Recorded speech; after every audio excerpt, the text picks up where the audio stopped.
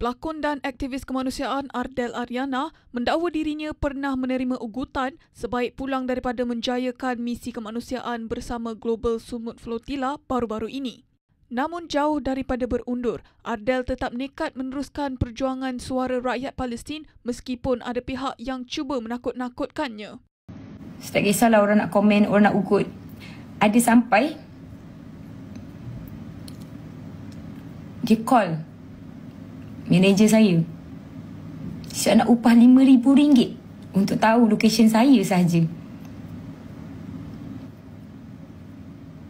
Marah-marah paksa untuk tahu lokesen saya je. Saya tak kisah pun sebenarnya, saya tak takut pun pada setiap ugutan tu.